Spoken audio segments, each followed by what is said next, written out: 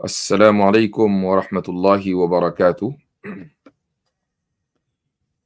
بسم اللہ الرحمن الرحیم، الحمد للہ رب العالمین، والصلاة والسلام علی سید الانبیاء والمرسلین وعلی آلہ وصحبہ اجمعین، اما بعد۔ مجھے امید ہے کہ آپ مجھے صحیح سے سن پا رہے ہوں گے۔ جس پلیٹ فارم پر بھی آپ دیکھ رہے ہیں، چاہے وہ ایکس پر ہوں یا یوٹیوب پر اور یا پھر فیس بک پر۔ فیس بک اور یوٹیوب پر جو کامنٹس آتے ہیں میں ان کو دیکھ پاتا ہوں، خصوصاً یوٹیوب کے، لیکن ایکس پر اگر کامنٹس آتے ہیں تو وہ ہمیں شو نہیں ہوتے ہیں۔ تو اگر آپ ہمیں وہاں جی بھر بھر کے گالی دے رہے ہیں تو وہ ہم تک نہیں پہنچ رہی ہے، ٹو بیڈ۔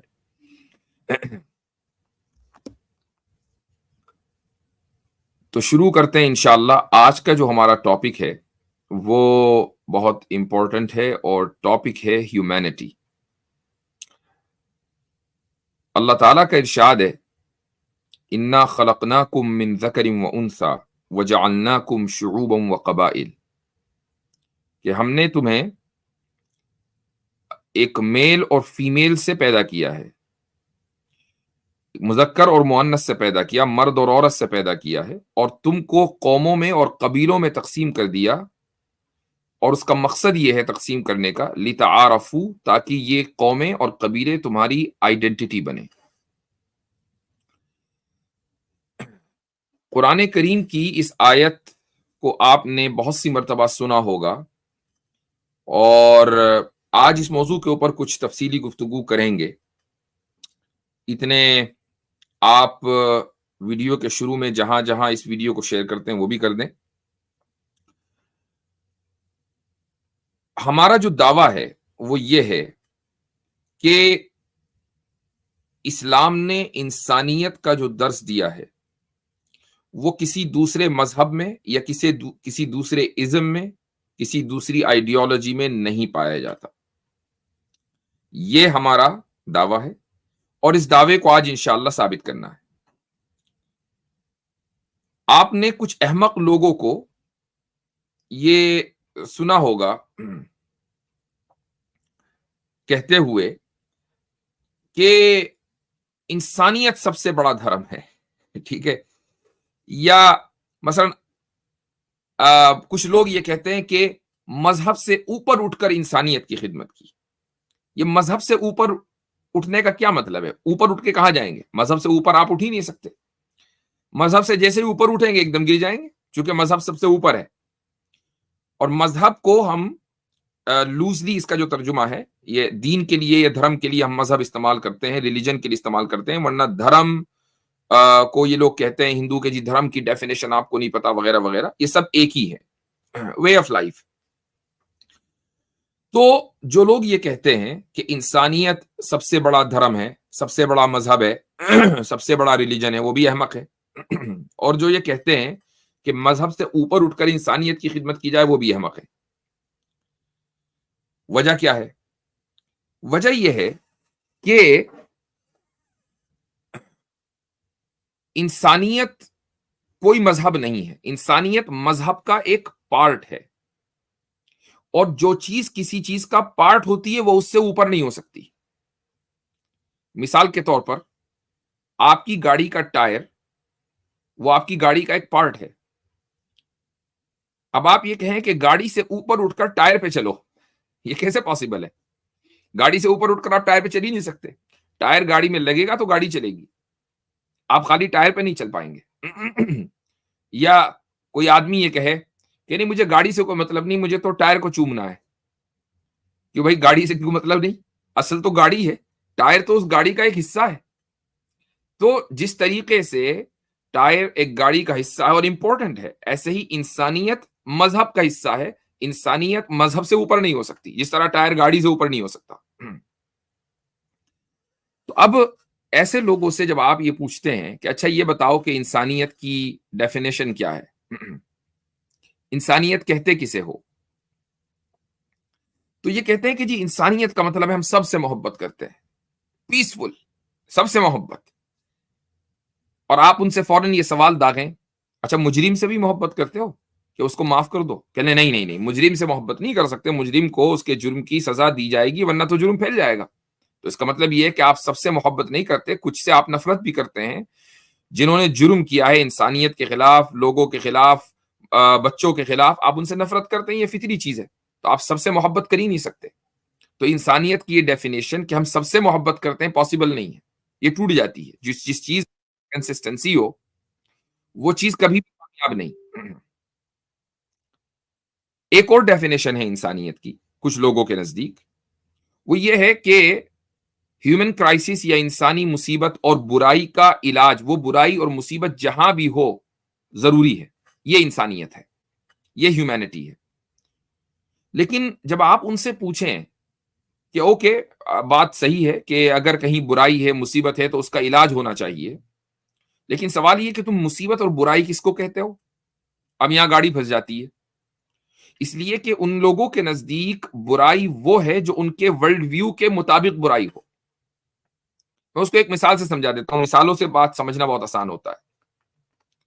آپ نے دیکھا ہوگا کہ اس وقت دنیا نے، خصوصاً ویسٹرن کنٹریز نے اور ان کے دباؤ میں جتنے ممالک ہیں، انہوں نے افغانستان کا بائیکاٹ کیا ہوا ہے.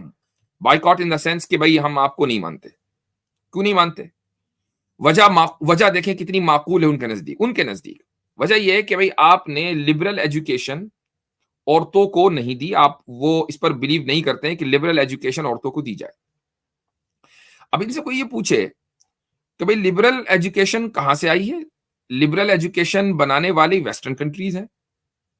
تو یہ کیا بات ہوئی کہ ہم آپ کے نظام اور آپ کے بنائے ہوئے کورس کو اپنے گھر کی خواتین کو پڑھائیں اور اپنے کلچر کو بدل دیں؟ تو ہم تو یہ کام نہیں کرتے. یہ افغانستان کے لوگوں کی دلیل ہے. تو میں یہ نہیں کہہ رہا ہوں کہ سب لوگ اس سے متفق ہوں، لیکن میں یہ کہہ رہا ہوں کہ اس کو بنیاد بنا کر لوگوں نے، دنیا نے یہ کہا کہ یہ برائی ہے. چونکہ عورتوں کو لبرل ایجوکیشن نہیں دی جا رہی ہے، سیکولر ایجوکیشن نہیں دی جا رہی ہے، یہ برائی ہے. اور اس برائی کی وجہ سے ہم ان کا بائیکاٹ کریں گے. اور بائیکاٹ کے نتیجے میں وہ عورتیں کہ جن کے غم اور درد میں یہ لوگ گھلے جا رہے ہیں، وہ چاہے مر جائیں، ان کو ہیلتھ ریلیٹڈ ایشوز ہوں، ان کے یہاں غربت پھیلے، ان کے یہاں روٹی کا مسئلہ ہو جائے، کچھ بھی ہو جائے، وہ مر جائیں، یہ ہمیں تسلیم ہے. لیکن یہ تسلیم نہیں ہے کہ ان کو ایجوکیشن نہ ملے. تو دیکھیں برائی اور مصیبت کو جو ڈیفائن کیا انہوں نے، وہ اپنے ورلڈ ویو کے اعتبار سے کیا. اب اگر آپ اس کو ہیومینٹی کہتے ہیں تو کہتے رہیں، لیکن اصل یہ دیکھنا ہے کہ ہیومینٹی ہے کیا، انسانیت ہے کیا. اگر ہم یہ دعویٰ کرتے ہیں کہ اسلام نے ہی انسانیت کا درس دیا ہے اور یہ ہمارا دعویٰ اور چیلنج ہے، تو پھر ہم یہ پہلے بتائیں گے کہ انسانیت کیا چیز ہے. انسانیت جس کو لوگ عام سڑک کے اوپر چلنے والا آدمی یہ کہتا ہے کہ انسانیت کا مطلب سب سے محبت کرنا، یہ پاسبل نہیں ہے. آپ سب سے محبت کر ہی نہیں سکتے. آپ برائی کو اپنے ورلڈ ویو کے اعتبار سے ڈیفائن نہیں کر سکتے، اور یہ نہیں کہہ سکتے کہ ہم نے جو ورلڈ ویو بنایا ہے اس کے اعتبار سے برائی سب کے نزدیک برائی ہونی چاہیے. یہ کوئی ضروری نہیں، وہ آپ کا ورلڈ ویو ہے. دنیا دوسرے لوگوں کا ورلڈ ویو الگ ہوگا. پھر انسانیت ہے کیا؟ دیکھیں انسانیت دراصل ایک مقام اور ایک مرتبے کا نام ہے، ایک رینک کا نام ہے، درجے کا نام ہے. اور یہ درجہ، یہ مقام، یہ مرتبہ انسان کو صرف اور صرف اسلام نے دیا ہے. یہ مرتبہ کسی اور نے نہیں دیا. وہ مرتبہ کیا ہے؟ وہ مرتبہ ہے خلافت کا. اس مرتبے اور اس رینک کے اوپر انسان کو کسی اور نے نہیں بٹھایا. اللہ تعالیٰ نے انسان کو بٹھایا جب انسان کی تخلیق کی. وہ اس طریقے سے کہ اللہ تعالیٰ یہ فرماتا ہے سورہ بقرہ میں کہ وَإِذْ قَالَ رَبُّكَ لِلْمَلَائِكَةِ إِنِّي جَاعِلٌ فِي الْأَرْضِ خَلِيفَةً، کہ اللہ تعالیٰ نے، تمہارے رب نے، اے محمد صلی اللہ علیہ وسلم، آپ کے رب نے ملائکہ سے یہ کہا کہ میں زمین میں ایک خلیفہ بنانے والا ہوں. فرشتوں نے، وہ ایک لمبی سٹوری ہے کہ فرشتوں نے کہا کہ آپ ایسی مخلوق کریٹ کر رہے ہیں کہ جو زمین کے اندر فساد برپا کرے گی، اگر عبادت ہی کرنی ہے تو ہم تو ہیں عبادت کرنے کے لیے. وہ پورا ایک کانورسیشن ہوا. لیکن اللہ تعالیٰ نے کہا کہ انی اعلم ما لا تعلمون، جو میرے پاس علم ہے وہ تمہارے پاس نہیں ہے. اور خلافت کا، انسان کی خلافت کا اعلان کر دیا گیا. اب سوال یہاں پر یہ ہوتا ہے کہ خلیفہ یا اسلامی خلافت کیا ہے؟ آپ خلیفہ کس کو کہتے ہیں؟ ایک تو وہ خلیفہ ہے کہ جو جس کو آپ کہہ لیں کہ اسلامی حکومت کا حاکم، اس کی بات نہیں ہو رہی ہے۔ اس کو ایک اور مثال سے آیت سے سمجھیں۔ یہ آیت ہے سورہ صاد میں، اللہ تعالیٰ فرماتا ہے، حضرت داؤد علیہ الصلاۃ والسلام کو خطاب کرتے ہوئے کہتا ہے کہ یا داؤد انا جعلناک خلیفۃ فی الارض، اے داؤد ہم نے آپ کو زمین میں خلیفہ بنایا ہے۔ اچھا، پھر اب آپ کی ذمہ داری کیا ہے؟ ذمہ داری ہے کہ فحکم بین الناس بالحق ولا تتبع الہوی فیضلک عن سبیل اللہ۔ تو آپ کی ذمہ داری یہ ہے کہ آپ حق یعنی انصاف کے ساتھ فیصلہ کریں، اور آپ خواہشات کی پیروی نہ کریں۔ اگر آپ یہ کام کریں گے تو آپ اللہ کے راستے سے گمراہ ہو جائیں گے، بھٹک جائیں گے۔ یہاں میں نے حق کا جو ترجمہ کیا ہے وہ کیا ہے انصاف۔ وہ اس لیے کیا ہے چونکہ اسی صفحے میں 2 آیتیں پہلے اللہ تعالیٰ کا یہ قول ہے، فَحْكُمْ بَيْنَنَا بِالْحَقِّ۔ 2 فرشتے حضرت داؤد کے پاس آئے اور انہوں نے کہا کہ ہمارے درمیان انصاف کے ساتھ فیصلہ کریں۔ یہاں حق کا ترجمہ انصاف ہے، تو 2 آیتوں کے بعد جو حق آیا وہاں پر بھی حق کا ترجمہ انصاف ہے۔ اس کا مطلب یہ ہوا کہ انصاف کے ساتھ اپنی زندگی گزارنا، حق کے ساتھ اپنی زندگی گزارنا، اور اپنی خواہشات کو اپنے اوپر غالب نہ ہونے دینا، یہ خلافت ہے۔ اور اس رینک اور اس مرتبے کے اوپر اللہ تعالیٰ نے انسان کو فائز کیا ہے۔ اب میں آگے چل کر تھوڑا بتاؤں گا تفصیل کے ساتھ کہ حق کیا ہے، لیکن ہم دیکھتے ہیں کہ دوسرے مذہبوں نے اور آئیڈیالوجیز نے انسان کو کیسے ٹریٹ کیا۔ انسان کو اس طریقے سے ٹریٹ کیا کہ ملحدوں سے آپ پوچھیں کہ انسان کیا ہے، وہ کہے گا کہ سوشل اینیمل ہے، جانور ہے، بس یہ کہ تھوڑا سا اس کے اندر ریشنالٹی میں اضافہ ہو گیا، ورنہ اس میں اور کتے میں، اس میں اور گدھے میں، اس میں اور بندر میں کوئی فرق نہیں ہے، سب کے ماں باپ ایک ہیں۔ تو جب آپ ایک ملحد سے پوچھتے ہیں تو وہ انسان کا درجہ اس قدر گھٹا دیتا ہے کہ اس کو جانور کے لیول کے اوپر لے آتا ہے۔ بس یہ کہتا ہے کہ ہاں اتنا ہے کہ اس کی ریشنالٹی تھوڑا بڑھ گئی نیچرل سلیکشن کے نتیجے میں۔ اس کے مقابلے میں اللہ تعالیٰ کیا کہتا ہے کہ تم انسان کے مرتبے کو گھٹا رہے ہو اور یہ کہہ رہے ہو کہ یہ انسانیت ہے۔ ہم نے اس کے مرتبے کو بڑھایا ہے۔ سورہ اسراء میں اللہ تعالیٰ کا ارشاد ہے کہ وَلَقَدْ كَرَّمْنَا بَنِي آدَمَ وَحَمَلْنَاهُمْ فِي الْبَرِّ وَالْبَحْرِ وَرَزَقْنَاهُمْ مِنَ الطَّيِّبَاتِ، کہ ہم نے بنو آدم کو، آدم کی اولاد کو ہم نے عزت بخشی۔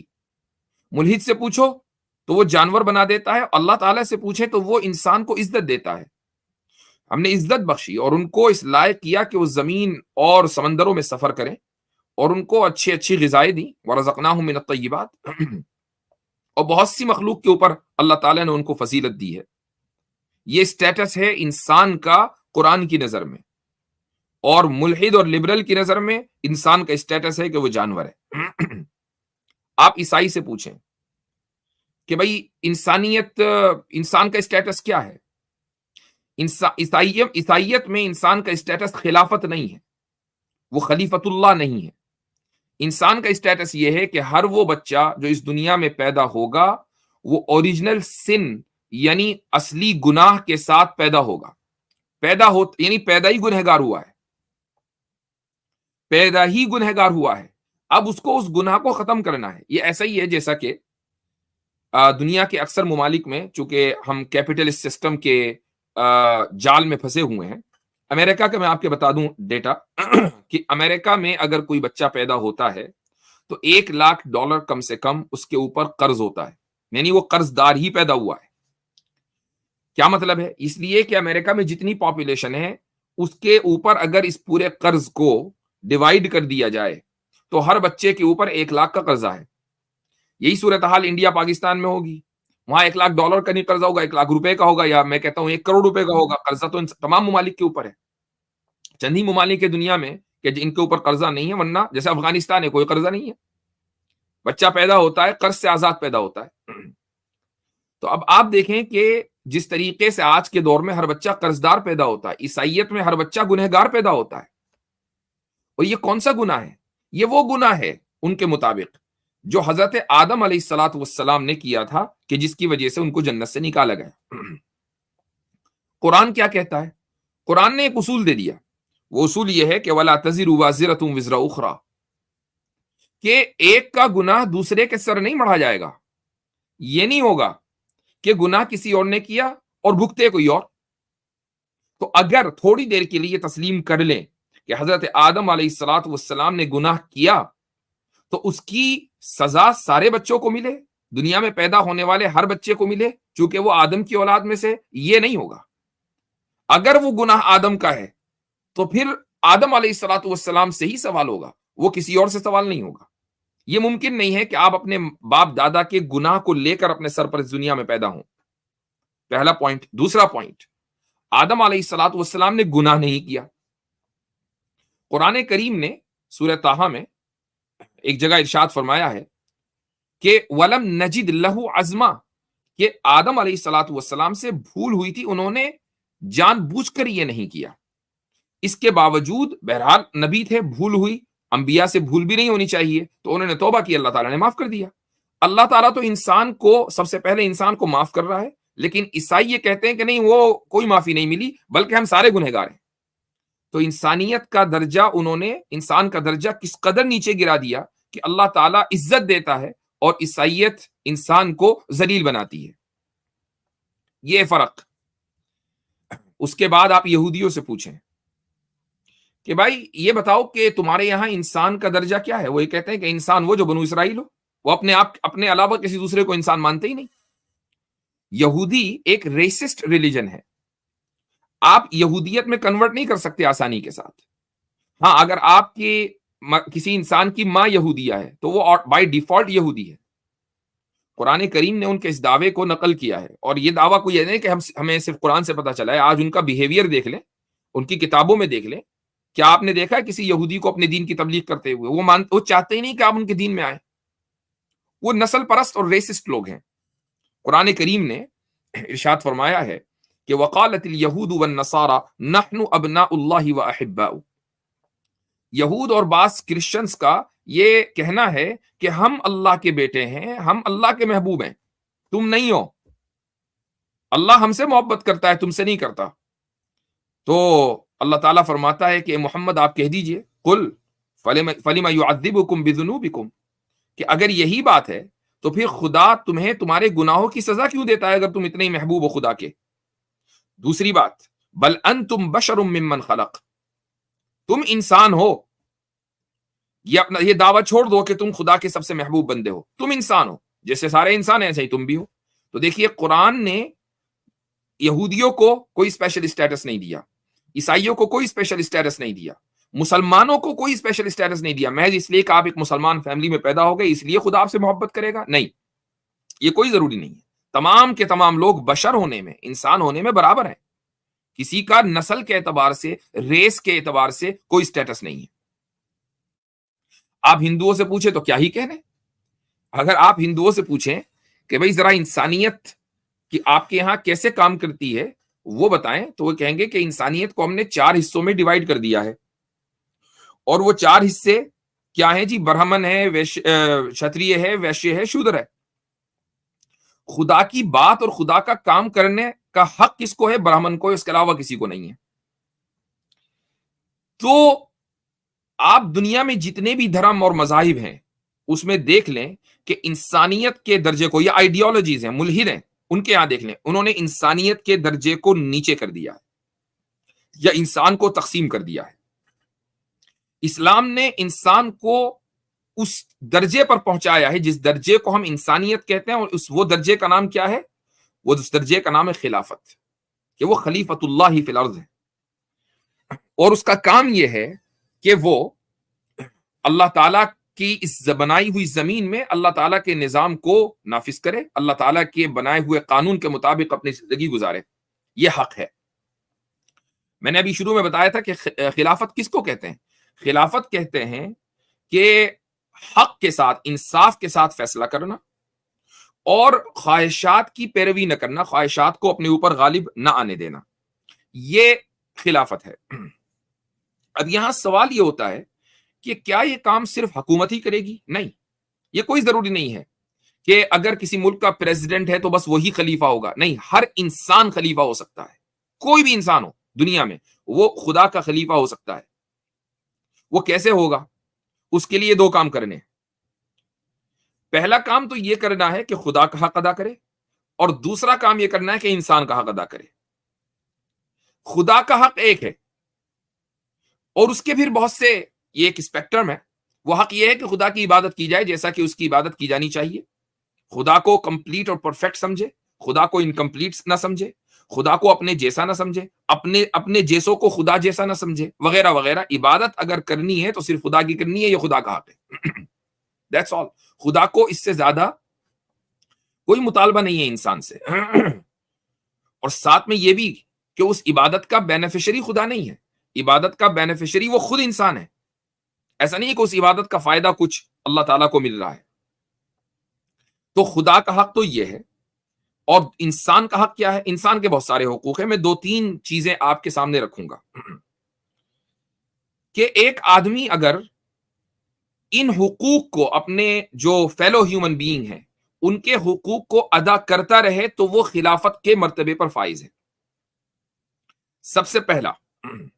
لیکن خدا کا حق ادا کرنے کے بعد، خدا کا حق ادا کرنے کے بعد سب سے پہلا حق ہے زندہ رہنے کا حق، زندگی کا حق.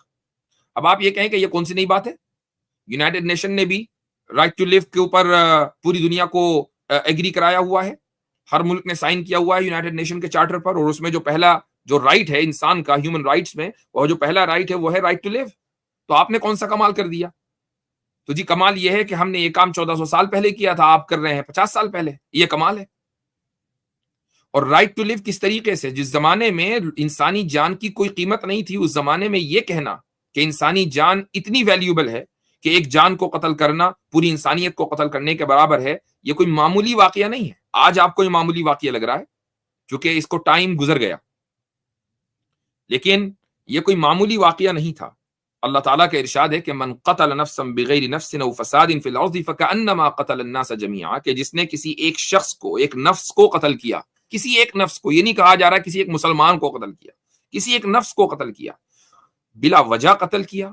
وہ شخص زمین میں فساد اور کرپشن نہیں پھیلا رہا تھا، اس کے باوجود قتل کیا، تو گویا کہ اس نے پوری انسانیت کو قتل کیا. جس طرح کہ پوری انسانیت کو قتل کرنے کا گناہ، جینوسائیڈ کا جو گناہ ہوگا وہ اس آدمی کو ملے گا. اور صرف ایک ہٹے کٹے کھاتے پیتے انسان کی جان کی ہی پرواہ نہیں کی ہے اسلام نے، بلکہ بچوں کی. قرآن کریم کی آیت سب کو پتا ہوگی، وَإِذَا الْمَوْءُودَةُ سُئِلَتْ بِأَيِّ ذَنبٍ قُتِلَتْ، کہ جس بچی کو زندہ درگور کر دیا گیا، پیدا ہونے کے بعد مار دیا گیا، اور لوگوں نے یہ سمجھا کہ یار یہ بچی ہے تو بڑی ہوگی تو اس کی شادی کرنی پڑے گی، شادی کریں گے تو دہیج دینا پڑے گا، کہاں سے اتنے پیسے آئیں گے، مار دو. اس بچی سے قیامت کے دن پوچھا جائے گا بِأَيِّ ذَنبٍ قُتِلَتْ، کس گناہ میں تجھے قتل کیا گیا. یہ اس لیے نہیں پوچھا جائے گا کہ اللہ تعالیٰ کو پتا نہیں ہے، اس لیے پوچھا جائے گا کہ وہ بتائے پوری دنیا کو، پوری انسانیت وہاں کھڑی ہوگی کہ اس کا کوئی جرم نہیں تھا اور اس کے ماں باپ نے اس کو قتل کیا.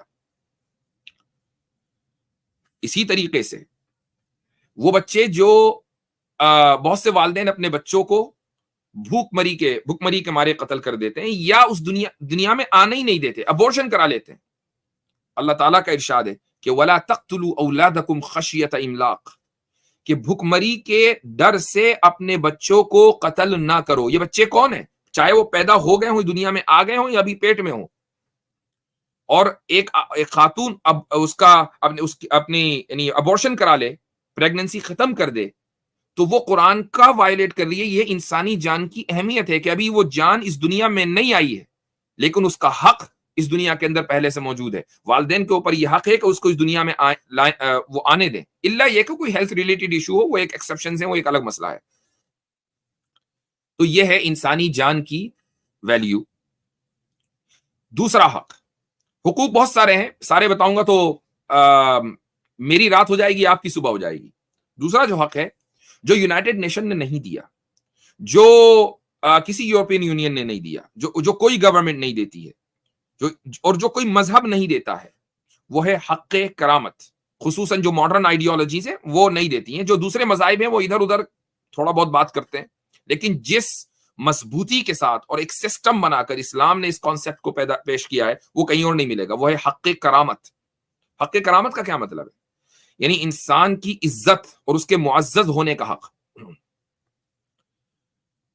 رسول اکرم صلی اللہ علیہ وسلم نے اپنی زندگی کا جو سب سے اہم خطبہ دیا ہے، تقریر کی ہے، وہ فتح مکہ کے وہ حجۃ الوداع کے موقع پر کی ہے. جب آپ صلی اللہ علیہ وسلم حج فرما رہے تھے، تمام کے تمام صحابہ آپ کے سامنے موجود تھے. اس وقت جو بات کی تھی وہ سمجھ لیجئے کہ وہ پورے اسلام کا خلاصہ تھا. اس موقع پر جو بھی بات آپ علیہ الصلوۃ والسلام نے فرما دی، وہ فائنل اینڈ اسلام کا وہ کنکلوژن ہے.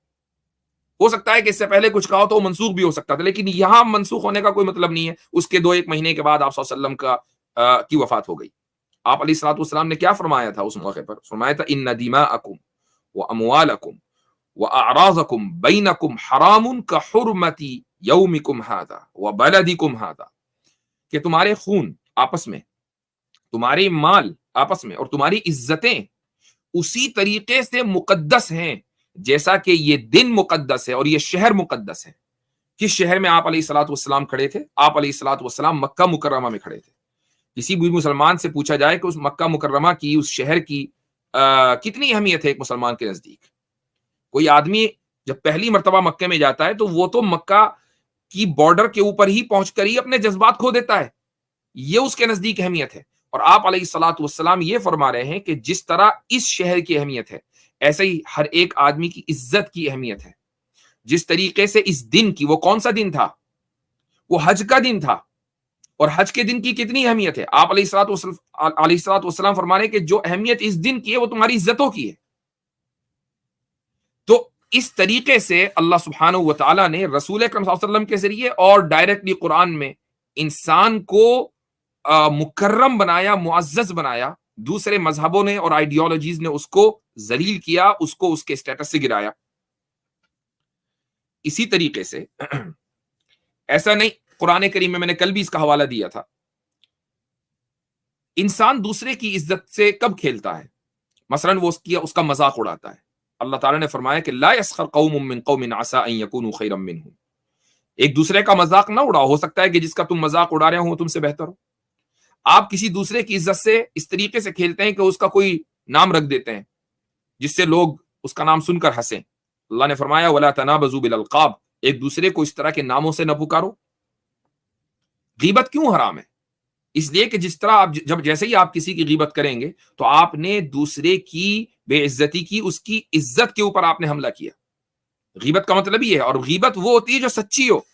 مثلا آپ نے کسی شخص کے اندر کوئی عیب دیکھا اور آپ دوسرے کو جا کر یہ کہہ رہے ہیں کہ یار فلاں آدمی تو ایسا ہے ویسا ہے، تو غیبت سچی ہوتی ہے، لیکن اس سچی بات سے بھی منع کر دیا چونکہ اس سے سامنے دوسرے بندے کی بے عزتی ہو رہی ہے. اور بہتان کیا ہے؟ بہتان بھی حرام ہے.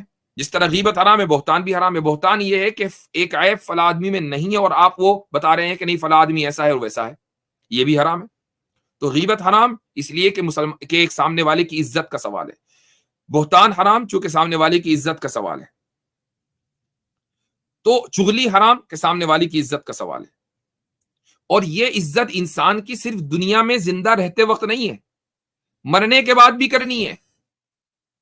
آپ علیہ الصلوۃ والسلام نے ایک حدیث میں ارشاد فرمایا کہ کسر عظم المیت ککسرہ حیا. کیا مطلب ہے اس کا؟ اس کا مطلب یہ ہے کہ ایک مردہ کی ہڈی توڑنا، اس کی لاش کی بے حرمتی کرنا، ایسا ہی ہے جیسا کہ کسی زندہ انسان کی ہڈی توڑ دی جائے. مرنے کے کوئی آدمی اگر مر گیا تو اب یہ نہیں کہ اس کی لاش کی بے حرمتی کی جائے گی، اس کے ساتھ عزت کا معاملہ ہوگا. وہ ایک انسان کی لاش ہے، اگرچہ انسان ختم ہو گیا، وہ تو روح تھی، روح چلی گئی، یہ بے حس ہے، اس کے اندر کوئی جان نہیں ہے، لیکن عزت اس کی بھی ہے. تو اس کی اگر کوئی بے حرمتی کرے گا کہ اس کو ویسے ہی گرا دے گا لاش کو، یا اس کے جسم کو کہیں سے کاٹے گا یا اس کی ہڈی توڑے گا، تو یہ ایسے ہی ہے جیسا کہ زندہ رہتے ہوئے ایک آدمی دوسرے کو نقصان پہنچائے اور تکلیف پہنچائے. ایک اور حدیث میں آپ علیہ الصلوۃ والسلام نے فرمایا کہ لا تذکروا موتاکم الا بالخیر، کہ تم اپنے مردوں کے بارے میں جب بات کرو تو اچھی ہی بات کرنا، کوئی برائی ذکر کرنے کی ضرورت نہیں ہے. ایک آدمی مر گیا چلا گیا، ٹھیک ہے، اس کی برائیاں اب اس کے ساتھ چلی گئی، اس کی برائیوں کو یاد کرنے کی ضرورت نہیں ہے، اس کی اچھائیاں یاد کرو۔ تو مرنے کے بعد بھی اللہ تعالیٰ نے انسان کی عزت کو باقی رکھا ہے، یہ ہے حق کرامت۔ اب بتائیے یونائٹڈ نیشن کے چارٹر میں کہاں حق کرامت لکھا ہوا ہے؟ بتائیے کون سا ملک یہ کہتا ہے کہ غیبت نہیں کر سکتے، چغلی نہیں کر سکتے؟ کون سا نظام یہ کہتا ہے کہ تم بہتان نہیں لگا سکتے؟ دنیا میں دن رات ایک دوسرے کے اوپر لوگ بہتان لگاتے ہیں۔ آپ دوسرے کے اوپر کوئی بھی الزام لگا سکتے ہیں ایز لانگ ایز، میں سیکولر نظام کی بات کر رہا ہوں، ایز لانگ ایز آپ سامنے والے کو مالی نقصان نہ پہنچائیں۔ اگر آپ نے سامنے والے کو مالی نقصان پہنچایا کہ آپ کے الزام لگانے سے اس کی کمپنی فیل ہو گئی، اس کی جاب چلی گئی، اس کی تجارت ختم ہو گئی، تو وہ آپ کو پر ڈیفیمیشن کیس فائل کر سکتا ہے۔ دنیا کے اکثر ممالک میں یہ قانون ہے۔ اس کے علاوہ آپ جو کہیں اس سے قانون کو کوئی فرق نہیں پڑتا، لیکن اسلامی نظام کو فرق پڑتا ہے۔ اسلامی نظام نے انسان کو پابند بنایا ہے کہ سامنے والے کی عزت کو آپ اس طریقے سے نیلام نہیں کر سکتے۔ تو بتائیں کہ کون سا ازم اور کون سی آئیڈیالوجی اس دور میں انسان کو وہ حق دینے کو تیار ہے کہ جو حق اللہ تعالیٰ نے اس کو دیا ہے، یعنی معزز، معاشرے میں، اس سوسائٹی میں معزز ہونے کا حق۔ ایسے ہی ایک اور حق ہے، اور وہ ہے قانون کے سامنے سب برابر، ایکوالٹی بیفور لا۔ قانون کے سامنے سب برابر ہیں۔ اب آپ یہ کہیں کہ یہ بھی کوئی نئی بات نہیں ہے، ساری دنیا میں ایسا ہی ہوتا ہے، انڈیا کا قانون بھی ایسا ہی، امریکہ کا قانون بھی ایسا ہی، پاکستان کا قانون بھی ایسا ہی، سب ملکوں کے قوانین ایسے ہی ہیں کہ بھائی کوئی جرم کرے گا تو سب کے لیے سزا برابر ہی ہے۔ جی نہیں، ایسا نہیں ہے۔ وہ ایسا اس لیے نہیں ہے کہ آپ انڈیا میں مثلا اگر ہیں تو پریزیڈنٹ کے خلاف آپ کوئی کیس نہیں کر سکتے، کیس ہی نہیں فائل کر سکتے۔ پاکستان کا بھی یہی ہے، امریکہ کا بھی یہی ہے۔ امریکہ میں اگر پریزیڈنٹ کے خلاف کیس چلنا ہے تو وہ عام آدمی نہیں کرے گا، اس کو فل فلیج امیونٹی حاصل ہے، وہ عام آدمی نہیں کرے گا۔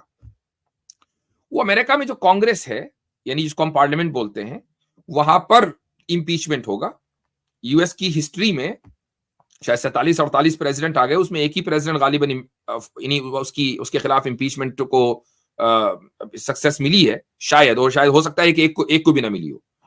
تو اب ایک صدر کو پروسیکیوٹ کرنے کے لیے آپ کو پورے پارلیمنٹ کے جو ممبران ہیں ان کا ایک پیج پر آنا، اور وہ پھر اس کے خلاف امپیچمنٹ کریں، تب جا کر آپ صدر کو اس کے عہدے سے ہٹا سکتے ہیں اور اس کے خلاف کوئی قانونی کارروائی ہو سکتی ہے، ورنہ اس کے خلاف آپ کچھ نہیں کر سکتے۔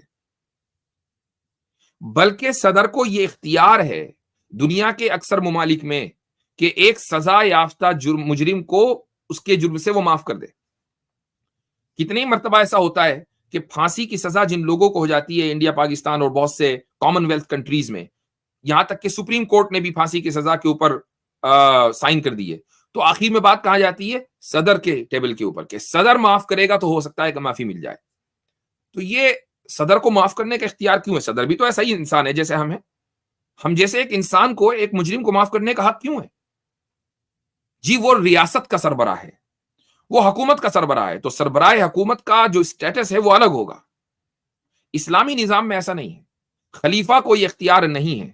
اسلامی نظام کے سربراہ کو، جو اس دنیا میں سربراہی کر رہا ہے، اس کو یہ اختیار نہیں ہے کہ وہ مجرم کو معاف کر دے، چونکہ اس نظام کا سربراہ انسان ہے ہی نہیں، اس نظام کا سربراہ خدا ہے۔ خدا نے کہہ دیا کہ مجرم کو کہ جرم پر سزا ملے گی تو ملے گی، نہیں ملے گی تو نہیں ملے گی۔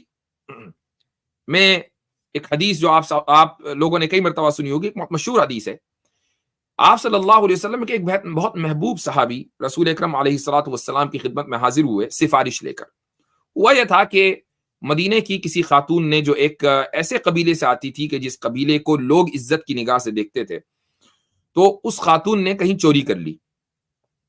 اب پتا چلا کہ بھئی ہاتھ کٹنا ہے، تو اور یہ معلوم تھا کہ رسول اکرم صلی اللہ علیہ وسلم کوئی پارشیالٹی نہیں کریں گے، تو ایک ایسے صحابی کو جو آپ علیہ الصلوۃ والسلام کے بہت قریبی تھے تیار کر کے بھیجا گیا کہ آپ جائیں اور سفارش کریں۔ انہوں نے جیسے ہی سفارش کی تو رسول اکرم صلی اللہ علیہ وسلم غصے سے آپ کا رنگ بدل گیا، لال ہو گئے، اور یہ کہا کہ واللہ لو ان فاطمہ بنت محمد سرقت لقطعت یدها، کہ بخدا اگر فاطمہ بنت محمد آپ علیہ الصلوۃ والسلام کی اپنی بیٹی سیدۃ نساء اہل الجنہ وہ بھی اگر چوری کرتی خدا نخواستہ تو ہاتھ تو ان کا بھی کٹتا. یہ ممکن نہیں تھا کہ ایک عورت اگر فلاں خاندان سے آتی ہے تو اس کے اوپر قانون لاگو نہیں ہوگا. تمام لوگ قانون کے سامنے ایکول ہیں, یہاں تک کہ اہل بیت بھی, گھر کے جو لوگ ہیں وہ بھی اس قانون کے سامنے ایکول ہیں. اسے ہی ایک اور واقعہ میں آپ کو سنا دوں, اور واقعہ ہے بہت ہے تو مشہور, لیکن ہو سکتا ہے کہ آپ نے نہ سنا ہو. جبلہ ابن ایہم کا واقعہ. جبلہ ابن ایہم غسانی, بنو غسان ایک ٹرائب تھا, اور یہ سعودی اور سیریا کی بارڈر پر جو علاقہ ہے یہ وہاں پر تھے. یہ لوگ ویٹ اینڈ واچ کا کر رہے تھے کہ یار دیکھتے ہیں کہ اسلام کہاں تک پہنچتا ہے, اسلامی حکومت کہاں تک جاتی ہے. رسول اکرم صلی اللہ علیہ وسلم کے زمانے میں یہ لوگ ایمان نہیں لائے, حضرت ابوبکر کے زمانے میں ایمان نہیں لائے, یہاں تک کہ حضرت عمر ابن خطاب رضی اللہ عنہ کا زمانہ آ گیا, اور اسلامی حکومت اتنی پاورفل ہو گئی کہ اس کے مقابلے میں رومن اور پرشین جو حکومتیں تھیں وہ بہت کمزور ہو گئی, ان کا کوئی فیوچر نہیں تھا. تو اب بنو غسان کا جو بادشاہ تھا جو زمانے کا, اس کا نام تھا جبلہ بن ایہم. اس نے فیصلہ کیا کہ چلو بھائی اسلام قبول کر لیتے ہیں, رومیوں سے تو اب کچھ ملنے والا ہے نہیں, وہ رومیوں کا حلیف تھا, ان کا الائی تھا, تو ان سے تو ملنے والا کچھ ہے نہیں, ادھر آ جاتے ہیں. تو اس نے حضرت عمر بن خطاب رضی اللہ عنہ کو ایک پیغام بھیجا کہ میں اگر اسلام قبول کر لوں تو کیا چانسز ہیں اس کے. تو حضرت عمر ابن خطاب نے جواب دیا کہ بالکل اہلاً و سہلاً, تمہیں وہی حقوق ملیں گے جو تمام مسلمانوں کو ملتے ہیں, تمہاری وہی ذمہ داریاں ہوں گی جو تمام مسلمانوں کی ہوں گی. اور مسلمان فطری طور پر خوش تھے کہ ایک ملک کا, ایک علاقے کا بادشاہ اپنی پوری سلطنت کے ساتھ اسلام قبول کر رہا ہے, تو کیوں خوشی نہیں ہوگی. تو بہرحال اس نے یہ کیا کہ اپنے پورے کر و فر کے ساتھ 500 فوجیوں کے ساتھ وہ مدینہ آیا, اور مدینے میں داخل ہونے سے پہلے اس نے اپنے فوجیوں کو زرق برق لباس بھی پہنا دیے. تو ایسا لگا کہ جیسا کہ بڑی خوبصورت پریڈ ہو رہی ہے فوج کی, اور اس طریقے سے وہ لاؤ لشکر کے ساتھ مدینے میں آیا اسلام قبول کرنے کے لیے. مدینے میں لوگ سادہ تھے, سادگی زندگی میں تھی, تو سب لوگوں نے کو بڑی حیرت ہوئی کہ یہ کون آ گیا. یہاں تک کہ لوگ اس میلے کو, اس جلوس کو دیکھنے کے لیے جمع ہو گئے. بہرحال وہ حضرت عمر فاروق رضی اللہ عنہ کی خدمت میں حاضر ہوا, اس نے کلمہ پڑھا.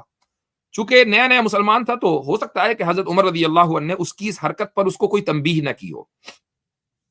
اس کے کچھ دنوں کے بعد حج کا سیزن تھا, تو اس نے کہا کہ میں حج کرنا چاہتا ہوں اور آپ کے ساتھ میں حج پہ جانا چاہتا ہوں. حضرت عمر فاروق بھی مکہ مکرمہ تشریف لائے, وہ بھی آیا. اس نے جب حج میں طواف کرنا شروع کیا, تو اس زمانے میں جو امیروں کبیروں کا جو طریقہ تھا وہ یہ تھا کہ وہ چادر اپنے اوپر ڈالتے تھے, اور بڑی لمبی ہوتی تھی, تو زمین کے اوپر وہ گھسٹتی ہوئی چلتی تھی. یہ ان کے امیر ہونے کی علامت تھی. تو اس نے احرام کو اس طریقے سے کہ احرام کے دونوں سرے زمین کے اوپر لٹکے ہوئے تھے. اب ظاہر ہے کہ مسجد حرام میں جب آپ طواف کر رہے ہیں اور اتنی رش ہوتا ہے, اس زمانے میں بھی رش تھا, حج کا موقع تھا, تو بنو فزارہ قبیلے کے ایک شخص نے جو اس ساتھ میں طواف کر رہا تھا, اس کا پیر جبلہ بن ایہم کی چادر پر پڑ گیا, اور جیسے ہی چادر پر پڑا چادر کھل گئی.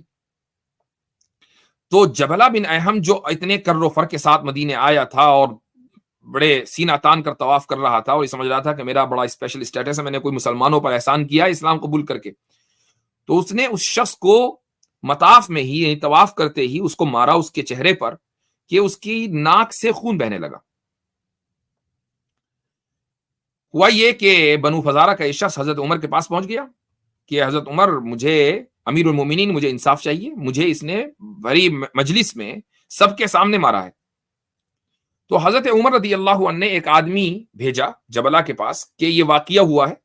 تو اس نے کہا کہ جی ہاں یہ واقعہ ہوا ہے, اس شخص نے میری چادر کے اوپر پیر رکھ دیا تھا, اس لیے میں نے اس کو مارا ہے. تو حضرت عمر رضی اللہ عنہ نے اس جبلہ سے کہلوایا کہ تم نے چونکہ اپنے جرم کا اقرار کر لیا ہے کہ تم نے مارا ہے, تو تمہارے سامنے دو راستے ہیں. ایک راستہ تو یہ ہے کہ تم اس مسلمان کو راضی کر لو, اس بنو فزارہ کے شخص کو راضی کر لو, جو بھی تمہارا out of the court settlement ہے, اور یا پھر تم تیار ہو جاؤ قصاص کے لیے, یہ بھی تمہیں اسی طریقے سے مارے گا. جبلہ کو یہ چیز برداشت نہیں ہوئی کہ میں بادشاہ اپنے علاقے کا, اور مجھے ایک عام آدمی سب کے سامنے مارے, اور میں اس کو, یا پھر یہ کہ میں اس خفت سے بچنے کے لیے اس کو out of the court settlement کروں اس کے ساتھ؟ یہ کیسے ممکن ہے؟ اس نے ایک دن کا وقت مانگا اور اس رات وہ چپ چاپ وہاں سے فرار ہو گیا، اور اپنے علاقے نہیں گیا بلکہ دنیا جو آج کے دور کا استنبول ہے، سیدھا وہاں گیا جہاں رومی حکومت تھی، اور وہاں جا کر اس نے اسلام چھوڑ دیا، مرتد ہو گیا۔ حضرت عمر فاروق رضی اللہ عنہ نے، اگر آپ ہی دیکھیں کہ ایکوالٹی بیفور لا نہ ہوتی تو جبلہ بن احم کو، جو ابھی ابھی مسلمان ہوا ہے، بادشاہ ہے ایک علاقے کا، اس کو تھوڑا سا کنسیشن دے دیا جاتا کہ یار چلو ٹھیک ہے، ایک عام آدمی کو ریپٹ ہی تو مارا ہے۔ خود حضرت عمر رضی اللہ عنہ اس آدمی کو کہہ دیتے کہ چلو ٹھیک ہے، ہم تمہاری فلاں مدد کر دیں گے، چھوڑو جانے دو۔ ایسا نہیں، قانون سب کے لیے ہے۔ جب جبلہ نے یہ کہا نا کہ میں بادشاہ ہوں، تو حضرت عمر نے یہ کہا تھا کہ ہوں گے تم بادشاہ، اسلام نے تمہیں اور بنو فزارہ کے اس شخص کو برابر کر دیا ہے۔ یہ ایکوالٹی بیفور لا۔ پھر ایک واقعہ اور سنیے اسی میں، دلچسپ ہے۔ حضرت عمر رضی اللہ عنہ نے ہرقل کو، جو رومن ایمپرر تھا، اس کو ایک خط لکھا اسلام میں دعوت دینے کے لیے، اور خط لے کر جانے والے تھے حضرت دحیہ کلبی رضی اللہ عنہ۔ جب وہ قسطنطنیہ پہنچے، استنبول پہنچے، اور ان کو پتا چلا کہ یہاں جبلہ رہتا ہے، تو وہ جبلہ بن احم سے کے پاس پہنچے اس کی مزاج پرسی کرنے کے لیے۔ وہ پورا ایک لمبا قصہ ہے کہ کس طریقے سے وہ ایک شاہانہ انداز کے ساتھ رہ رہا تھا، لیکن اسلام کی کہیں نہ کہیں رمق اس کے اندر تھی، کیونکہ جب رسول اکرم صلی اللہ علیہ وسلم کا نام لیتا تو وہ عزت کے ساتھ لیتا تھا۔ تو جبلہ بن احم نے اس کو اسلام کی دعوت دی کہ بھئی تم اسلام میں آ جاؤ۔ تو اس نے کہا کہ اچھا، اس بات کی گنجائش ہے کہ میں ابھی بھی اسلام میں آ سکتا ہوں باوجود کہ میں مرتد ہو گیا؟ انہوں نے کہا بالکل آ سکتے ہو۔ مرتد ہونے کا مطلب یہ نہیں کہ اب واپسی کے دروازے بند ہیں، واپسی بالکل ہو سکتی ہے۔ تو اس نے ایک شرط لگائی، بلکہ دو شرطیں لگائیں۔ اس نے کہا میری دو شرطیں، پہلی شرط یہ ہے کہ عمر رضی اللہ عنہ اپنی بیٹی کا نکاح مجھ سے کریں گے، اور دوسری شرط یہ کہ مجھے اپنا جانشین بنائیں گے، یعنی عمر رضی اللہ عنہ کے بعد میں خلیفہ بنوں گا۔ تو دحیہ کلبی رضی اللہ عنہ نے یہ کہا کہ دیکھو، دوسری شرط کا تو میں کچھ نہیں کہہ سکتا کہ وہ جانشین بنائیں گے یا نہیں بنائیں گے۔ کیوں؟ اس لیے کہ خلافت کا جو نظام ہے وہ انسانوں کا بنایا ہوا نظام نہیں ہے، وہ اللہ تعالیٰ کا بنایا ہوا نظام ہے، تو اللہ کے معاملے میں کوئی انٹرفیرنس نہیں۔ شادی بیاہ انسانوں کے معاملات ہیں۔ تو دحیہ کلبی اپنے طور سے گارنٹی لے کر گئے کہ یہ طے ہے کہ حضرت عمر رضی اللہ عنہ کی بیٹی کا نکاح تم سے ہوگا۔ اب آپ ذرا اندازہ لگائیں کہ کوئی آدمی کہ جس کو آپ نے کسی دوسرے کام کے لیے بھیجا ہو، وہ آپ کی بیٹی کا رشتہ طے کر کے آ جائے۔ تو حضرت عمر رضی اللہ عنہ کی بیٹی کا رشتہ طے کر کے دحیہ کلبی آ گئے تھے، اور اس شرط کو مان لیا تھا کہ اگر تم اسلام قبول کر لو گے تو خلیفہ وقت کی بیٹی کا نکاح تم سے کر دیا جائے گا، لیکن اس کی قسمت میں کلمہ نہیں تھا۔ تو بہرحال اس واقعے سے کیا پتا چلا؟ اس واقعے سے یہ پتا چلا کہ لا کے سامنے سارے ایکول ہیں۔ یہ نہیں ہوگا کہ کسی بادشاہ کو کوئی کنسیشن دے دیا جائے۔ بادشاہ تو دور کی بات ہے، جلیل القدر صحابہ کو کنسیشن حضرت عمر نے نہیں دیا۔ ایک اور واقعہ آپ کو بتا دیتا ہوں۔ مصر میں حضرت عمرو بن العاص رضی اللہ عنہ کو گورنر بنایا گیا حضرت عمر فاروق کے زمانے میں۔ تو حضرت عمرو بن العاص اپنی فیملی کے ساتھ وہاں موو ہو گئے، وہاں رہنے لگے۔ ان کے ایک بیٹے تھے، یہ عبداللہ نہیں ہے، عبداللہ ان کے ایک بیٹے کا نام عبداللہ ہے، جو بڑے مشہور صحابی ہیں، کوئی دوسرا بیٹا ان کا ہوگا۔ اس نے وہاں کے لوکل کرسچن کو، جو کاپٹک کرسچن جن کو کہتے ہیں، ان میں سے کسی کو مار دیا۔ اب آپ دیکھیں کہ یہ کاپٹک کرسچن سفر کر کے مصر سے مدینہ آیا، ٹھیک ہے؟ کیوں؟ اس کو یہ تھا کہ میں جاؤں گا گورنر کے پاس تو شاید مجھے انصاف نہ ملے، میں سیدھا امیر المومنین کے پاس جاتا ہوں۔ اب یہاں غور کرنے کی بات یہ ہے کہ اسلام سے پہلے یہ پورا علاقہ رومنز کے تحت تھا، اور رومیوں نے مصریوں کے اوپر دن رات ظلم کیا تھا۔ ان میں سے ایک بھی آدمی رومن ایمپرر کے پاس انصاف کے لیے نہیں گیا۔ لیکن آج اگر گورنر کے بیٹے نے ایک کاپٹک کو مارا تو یہ کاپٹک سیدھا مدینہ چلا گیا۔ کیوں گیا؟ کیونکہ اس کو امید تھی کہ انصاف ملے گا۔ اب جب وہ مدینہ پہنچا اور جا کر کہا کہ جی آپ کے گورنر کے بیٹے نے مجھے مارا ہے، تو ایسا نہیں کہ حضرت عمر رضی اللہ عنہ نے ویسے ہی کوئی اپنا حکم صادر کر دیا ہو، دونوں کو، باپ بیٹے کو وہاں سے بلوا لیا۔ ذرا تصور کریں کہ علاقے کے گورنر کو کیپٹل میں طلب کیا جا رہا ہے، چونکہ ایک عام آدمی شکایت لے کر آیا ہے، باپ کو بھی اور بیٹے کو بھی، اور پھر اس کاپٹک کو کہا کہ قصاص لو۔ اور پھر حضرت عمر رضی اللہ عنہ نے ان کو، یعنی باپ بیٹے کو خطاب کر کے یہ کہا کہ متى استعبدتم الناس وقد ولدتهم امهاتهم احرارا، کہ تم نے کب سے لوگوں کو غلام بنا لیا، ان کی ماؤں نے تو ان کو آزاد جنا تھا. تو اب آپ یہ دیکھیں کہ یہ ہے ایکوالٹی بیفور دا لا، یعنی قانون کے سامنے سب برابر. اس کے علاوہ اور بھی بہت سارے حقوق ہیں، لیکن ہم یعنی یہ کئی گھنٹے گزر جائیں گے اس موضوع کے اوپر. یہ میں نے 3 باتیں ذکر کی. اب خلاصہ میں بتا رہا ہوں جو تاکہ آپ کے ذہن میں بات بیٹھ جائے. ہمارا دعویٰ یہ ہے کہ اسلام نے ہی انسانیت کا درس دیا ہے، اس کے علاوہ انسانیت کہیں اور پاسبل نہیں ہے. کیوں پاسبل نہیں ہے؟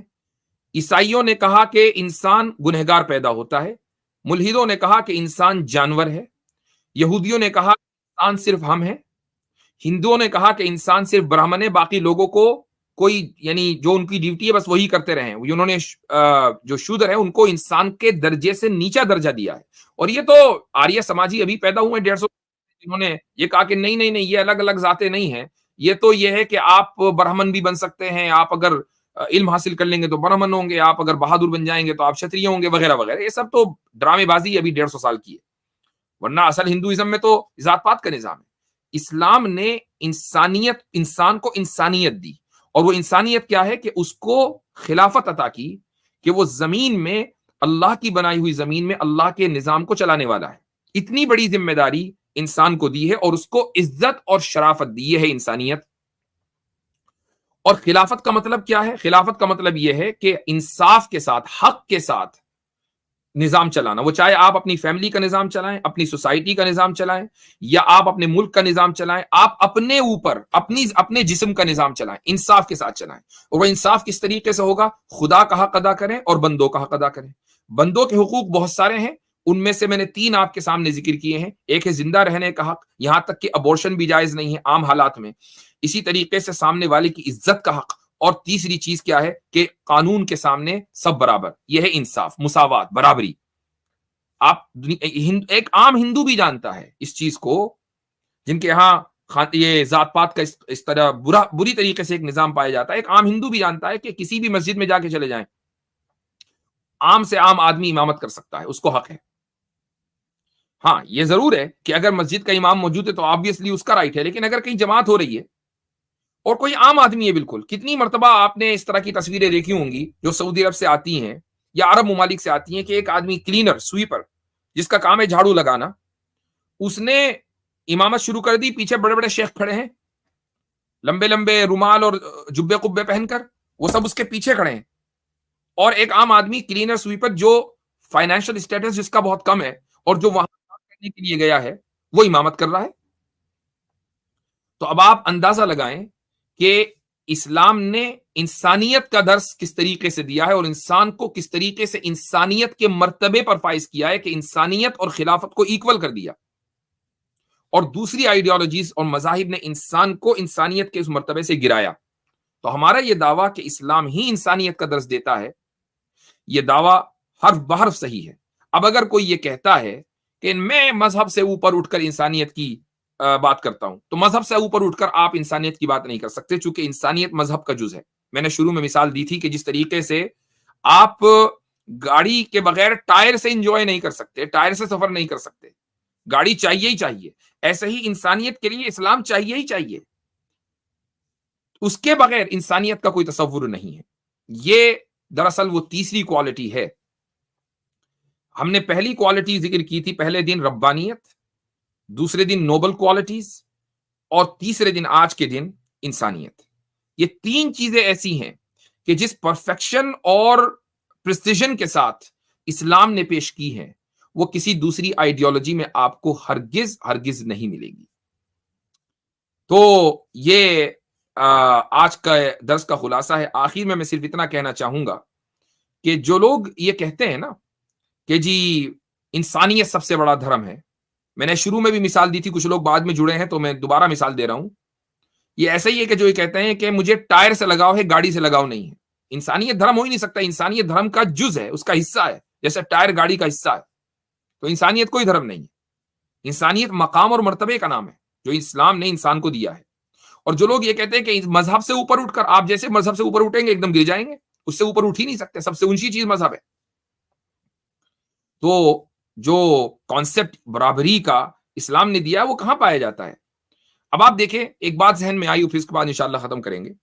میں نے قرآن کی جو آیت پڑھی تھی نا شروع میں کہ ہم نے تمہیں مرد اور عورت سے پیدا کیا اور پھر تم کو قوموں اور قبیلوں میں تقسیم کر دیا تاکہ تمہاری آئیڈینٹی بنے، لتعارفوا.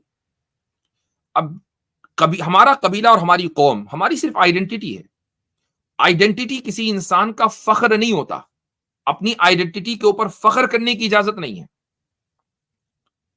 اگر آپ یہ کہیں کہ فخر سے بولو کہ تم پاکستانی ہو، فخر سے بولو کہ تم انڈین ہو، فخر سے بولو کہ تم کینیڈین ہو، اس کا مطلب یہ ہے کہ آپ اپنی ایک چھوٹی موٹی آئیڈینٹی کے اوپر فخری انداز میں بات کر رہے ہیں. چھوٹی موٹی آئیڈینٹی کے اوپر فخر کرنے کی قطعاً کوئی ضرورت نہیں ہے. آپ کی جو ہائیسٹ آئیڈینٹی ہے وہ آپ کا دھرم اور آپ کا دین ہے. ہائیسٹ آئیڈینٹی کو چھوڑ کر لوویسٹ آئیڈینٹی کے اوپر فخر کرنا، یہ کہاں کی عقل مندی ہے؟ مثلا اگر آپ سے کوئی یہ کہے کہ اچھا یہ بتاؤ کہ تم پہلے انڈین ہو کہ پہلے مسلمان ہو، یہ سوال بہت سے مسلمانوں سے کیا جاتا ہے، کچھ بے وقوف قسم کے لوگ کرتے ہیں، تو آپ یہ کہیں گے کہ بھائی انڈیا میں پیدا ہو گئے تو انڈین ہے، لیکن دین ہمارا اسلام ہے. اور اگر بات آئیڈینٹی کی جائے پہلے کیا، تو پہلے مسلمان ہے، اس لیے کہ اسلام ہماری ہائیسٹ آئیڈینٹی ہے. اور یہ جو ملک ہے، جہاں بھی جس ملک میں بھی آپ رہتے ہوں گے، آپ انڈیا میں رہتے ہیں، پاکستان میں رہتے ہیں، ڈزنٹ میٹر، میں امریکہ میں رہتا ہوں یا کہیں بھی کوئی بھی کہیں رہتا ہے، یہ ہماری لوور آئیڈینٹیز ہیں. ہائیسٹ آئیڈینٹی اور لوور آئیڈینٹی کے درمیان اگر کبھی کانٹرڈکشن ہوگا تو ہائیسٹ آئیڈینٹی جو ہے وہ اس کو پریفرنس دی جائے گی. سیدھی بات ہے. یہ کہتے ہوئے مسلمان کی زبان کیوں لڑکھڑاتی ہے؟ اتنی بات کہتے ہوئے مسئلہ کیا پڑتا ہے؟ یہ قانون کے خلاف نہیں ہے، دستور کے خلاف نہیں ہے، کسی معاہدے کے خلاف نہیں ہے. تو بات صرف اتنی ہے کہ تمام کے تمام لوگ پوری دنیا کے، چاہے وہ کسی بھی قوم کے، کسی بھی قبیلے کا ہوں، انسان ہونے میں برابر ہیں. کسی انڈین کو کسی پاکستانی، اور کسی پاکستانی کو کسی انڈین، اور کسی انڈین پاکستانی کو کسی بنگلہ دیشی، اور کسی بر صغیر کے آدمی کو کسی سعودی عرب کے بندے پر کوئی فضیلت نہیں ہے. فضیلت کا تعلق کس سے ہے کہ آپ نے خدا کا حق ادا کیا ہے یا نہیں، اور آپ نے بندوں کا حق ادا کیا ہے نہیں. آپ نے جس مرتبے پر اللہ نے آپ کو نافذ کیا تھا، خلافت کے مرتبے پر، آپ نے اس مرتبے کے مطابق اپنی زندگی گزاری ہے یا نہیں. اگر آپ نے اس مرتبے کے مطابق زندگی گزاری ہے اور اپنی انسانیت کو باقی رکھا ہے تو آپ پھر تعریف کے مستحق ہیں. لیکن اگر آپ نے اس مرتبے اور مقام کے تقاضے کو باقی نہیں رکھا اور اس مرتبے پر زندگی نہیں گزاری تو پھر آپ کسی تعریف کے لائق نہیں ہیں. آپ کا آخرت میں آپ کا پاکستانی ہونا، انڈین ہونا، بنگلہ دیشی ہونا، افغانی ہونا، سعودی ہونا قطعاً کام نہیں آئے گا. جو چیز کام آئے گی وہ یہ کہ تمہیں خلیفہ بنا کر بھیجا گیا تھا، خلافت کے حقوق تم نے ادا کیے یا نہیں کیے. یہ ہے اسلام میں انسانیت کا درس. تو آج کے لیے اتنا ہی. انشاءاللہ کل پھر ملاقات کریں گے. جزاکم اللہ خیر الجزا. سوچ رہا تھا کہ آج کی گفتگو آدھے گھنٹے ہی کروں گا، لیکن یہ روزانہ 50 منٹ سے اوپر ہو جاتی ہے. چلیں جی ٹھیک ہے. بارک اللہ فیکم، والسلام علیکم ورحمۃ اللہ وبرکاتہ.